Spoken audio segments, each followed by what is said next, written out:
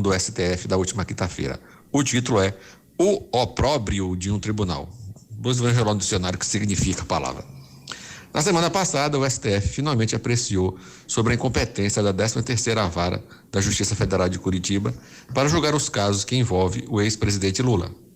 No entanto, ainda resiste uma pleide de desqualificados que torcem o nariz para a acertada decisão do tribunal. Nesses 3 anos que ocupa este espaço, apontei inúmeras vezes, do ponto de vista dos regramentos legais, os abusos cometidos por Moro e sua trupe no Paraná nos processos sob sua responsabilidade. Paralelo a isto, surgiu a construção da figura heróica e salvador das mazelas do Brasil, centrada na figura do então ex-juiz Moro. A imagem construída e encetada por grande parte da imprensa, que fechava os olhos para as entortadas, para dizer o mínimo, por suas atuações no processo da Lava Jato, o fez dele uma figura que parecia dominar como ninguém os meandros do direito. O castelo de areia construído por ele foi derrubado em definitivo na última semana pelo STF. Ao definir que a 13ª Vara Federal de Curitiba não tinha competências para os processos envolvendo Lula, somente pôs em ordem aquilo que foi construído com clara intenção de promover uma escalada política de autopromoção e assim alçar voos mais altos. A prova disto foi Moro, sem nenhum pudor, aceitar ser ministro da Justiça ainda na condição de magistrado, e que não havia nada demais. Afinal, para alguns puxa-sacos, ele representava o herói que pôs os figurões da política e da economia na cadeia. Foi preciso que o STF pusesse as coisas no seu devido lugar. A decisão que deveria ser de 11-0, mas infelizmente foi 8-3, é a demonstração cabal de que seguir o que impõe a Constituição Federal e os códigos legais é nada mais do que a obrigação de qualquer magistrado, coisa que não se deu nos processos que a Operação Lava Jato capitaneava. Através de interpretações para lá de esquisitas, a trupe curitibana trouxe ao país danos que levarão anos para serem sanados. E não precisa ir muito longe, basta ver o que resultou do ponto de vista político a ascensão daquilo que ocupa o Palácio do Planalto atualmente. Grande parte da imprensa e do público não entenderam a decisão do Supremo ao declarar a incompetência da 13ª Vara Federal de Curitiba nos processos que envolvem Lula.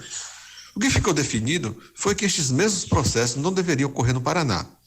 Isso se dá porque não existe relação ou prova que ligue o ex-presidente àquele que foi objeto das ações que envolveu o estatal. Inclusive, nos embargos de declaração apreciado por Moro, este afirma com todas as letras que não há nos autos do processo qualquer relação dos contratos da OAS com a Petrobras e a suposta compra do famoso tríplex do Guarujá que beneficiasse o ex-presidente Lula. Por mais de uma vez li este trecho aqui neste espaço. E afirmei também que não há uma só prova no processo com base na peça de acusação do Ministério Público Federal que corrobore com a condenação do Lula. Um ex-presidente da República foi julgado e condenado sem provas. Só quem zune não aceita isto. O argumento capenga de quem palpita com os cotovelos foi de que o TRF4, o Tribunal Regional Federal da 4ª Região, manteve a decisão de Moro, como ainda aumentou a pena. Diz ainda os entendedores do nada que o STJ confirmou a condenação. Pois é, mas todos eles estavam errados. O fato das cortes inferiores confirmarem a decisão de Curitiba não quer dizer que estavam certos. Sim, todos eles estavam errados. A intenção não era aplicar o que manda a lei, mas dar uma resposta à sociedade de que o judiciário estava alinhado no combate à corrupção. Tribunais e juízes não se prestam para isto. O ponto dissonante da sessão, que dá nome ao título do que eu leio hoje, da última quinta-feira no pleno do STF, foi o voto do presidente Fux, que teima em defender a Lava Jato. No dia anterior, tinha tomado uma carraspana do ministro Lewandowski.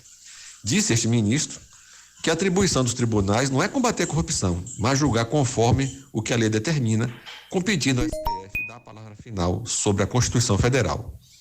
Mas o que parece, Fux não aprendeu a lição.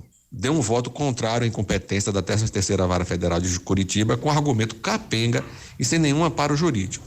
Disse ele, Fux, que não se teve prejuízo ao processo, a argumentação de competência não deveria prevalecer. Esta ideia é tão errada que nem merece ser apreciada. É vergonhoso que o chefe de um dos poderes da República venha dizer tal barbaridade. Espera-se daquele que ocupa a cadeira da presidência da mais alta corte do Brasil tenha pudores ao julgar. Se não os tem, que siga pelo menos o que a lei manda e não ficar no proselitismo jurídico, tentando passar a imagem de que a corte está ajudando no combate à corrupção. Tribunais e juízes não são locais de combate à corrupção. Isso é atuação do Ministério Público e da Polícia. O julgamento da última quinta-feira não inocentou o ex-presidente Lula, apenas definiu que o foro do processo deve ir para Brasília, para uma das varas da Justiça Federal. Sair do julgamento de suspeição de Moro, que anula tudo que foi produzido nos processos envolvendo o ex-presidente, aí sim que tudo começa do zero. Inclusive, uma nova denúncia deverá ser oferecida. As evidências de suspeição estão dadas e muito provavelmente serão aceitas. Inclusive, a segunda turma do STF já caminha para isso. Mas já prevejo os unir dos inconformados. Aqueles que não se conformam se uma decisão judicial não os agrada. Para eles, o errado são os magistrados, ou então estão cooptando com o mal feito.